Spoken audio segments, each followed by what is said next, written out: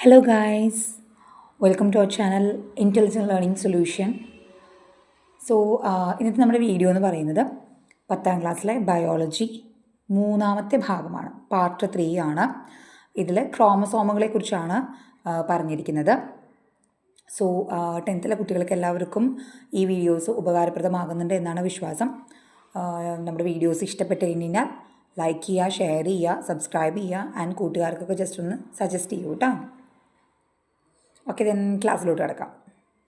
Hello, അപ്പോൾ നമ്മുടെ ഇന്നത്തെ വീഡിയോ എന്ന് പറയുന്നത് ക്രോമസോമിനെ കുറിച്ചാണ്. അതായത് ക്രോമസോമിൻ്റെ സ്ട്രക്ചർ, ഒരു ക്രോമസോമിൻ്റെ ഘടന എങ്ങനെയാണ് എന്നുള്ളതാണ് ഈ ഒരു വീഡിയോയിൽ പറയാൻ പോകുന്നത്. നമുക്കറിയാം ക്രോമസോമിനകത്തിരിക്കുന്നത് ആരാ?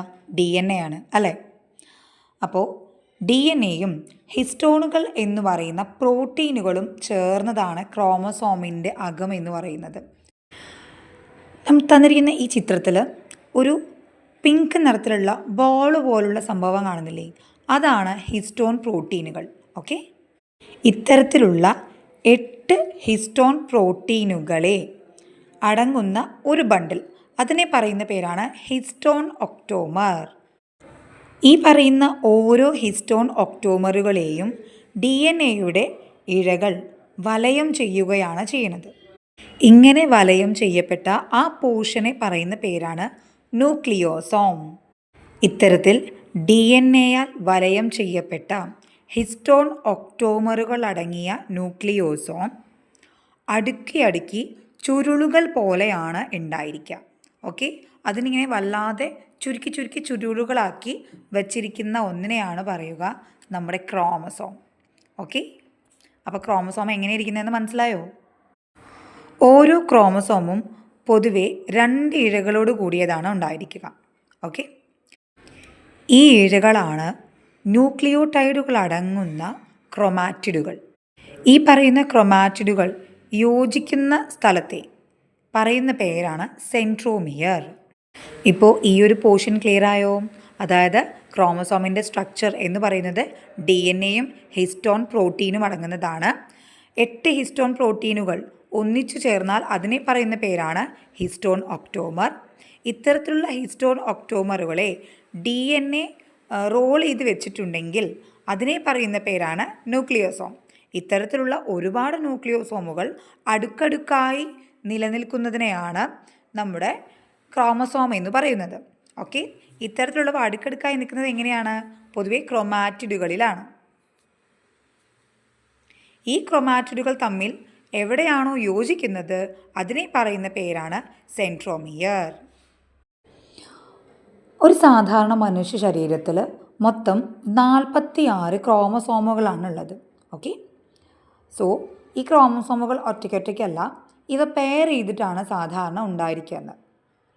മൊത്തം 23 ജോഡി ക്രോമസോമുകളാണ് നമ്മുടെ ശരീരത്തിൽ കാണപ്പെടുന്നത്. അതായത് മൊത്തം എത്രയാണ്? 46 ക്രോമസോം.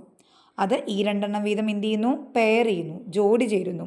അങ്ങനെ ജോഡി ചേർന്നാൽ 23 ജോഡികളാണ് പൊതുവെ ക്രോമസോമുകൾ കാണപ്പെടുന്നത്. ക്രോമസോമുകളെ പൊതുവെ നമുക്ക് 2ആയി തരംതിരിക്കാം. ഒന്ന് സ്വരൂപ ക്രോമസോമുകൾ, രണ്ടാമത്തേത് ലിംഗനിർണയ ക്രോമസോമുകൾ. അതായത് സൊമാറ്റിക് ക്രോമസോംസ്, അതുപോലെ തന്നെ സെക്സ് ക്രോമസോംസ്. നമ്മൾ ഓൾറെഡി പറഞ്ഞു 23 ജോഡി ക്രോമസോമുകളുണ്ടെന്ന് അല്ലേ? അതിൽ 22 ജോഡി ക്രോമസോമുകളും സ്വരൂപ ക്രോമസോമുകൾ അഥവാ സൊമാറ്റിക് ക്രോമസോമുകളാണ്. ഒരു ജോഡി ക്രോമസോം മാത്രമേ ലിംഗനിർണയ ക്രോമസോമുകൾ അഥവാ സെക്സ് ക്രോമസോമുകളായി നമ്മുടെ ശരീരത്തിലുള്ളൂ.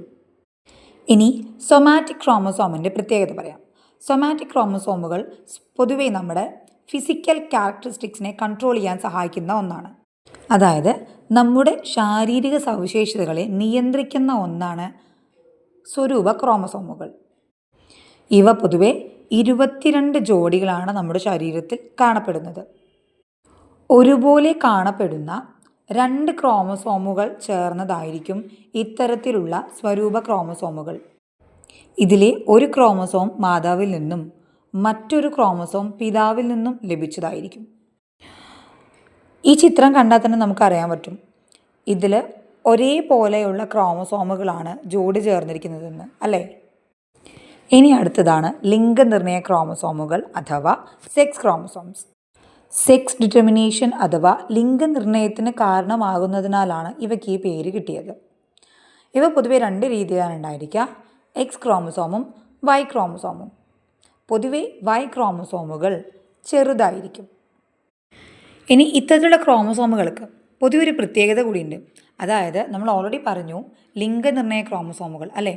അതായത് സ്ത്രീയാണോ പുരുഷനാണോ എന്നുള്ളത് തിരിച്ചറിയപ്പെടുന്നത് ഇത്തരത്തിലുള്ള ലിംഗനിർണയ ക്രോമസോമുകളുടെ സഹായത്താലാണ്. 22 ജോഡി ക്രോമസോമുകൾ എല്ലാവരുടെ ശരീരത്തിലും പൊതുവായുള്ളതാണ്. എന്നാൽ 23ാമത്തെ ജോഡി ചേരുന്നതിലൂടെ നമുക്ക് സ്ത്രീയാണോ പുരുഷനാണോ എന്നുള്ളത് തിരിച്ചറിയാൻ സാധിക്കുന്നു. 23ാമത്തെ ജോഡി ഒരു എക്സ് ഒരു വൈ എന്ന രീതിയിലാണ് ജോഡി ചേരുന്നത് എങ്കിൽ അത് പുരുഷനെന്നും, രണ്ടും എക്സ് തന്നെയാണെങ്കിൽ അത് സ്ത്രീ എന്നും പറയാം. അപ്പോൾ പുരുഷന്മാരാണ് എങ്കിൽ 44+ XY ക്രോമസോമും, സ്ത്രീകളാണെന്നാണെങ്കിൽ 44+ 2X ക്രോമസോമും ആയിരിക്കും ഉണ്ടായിരിക്കുക.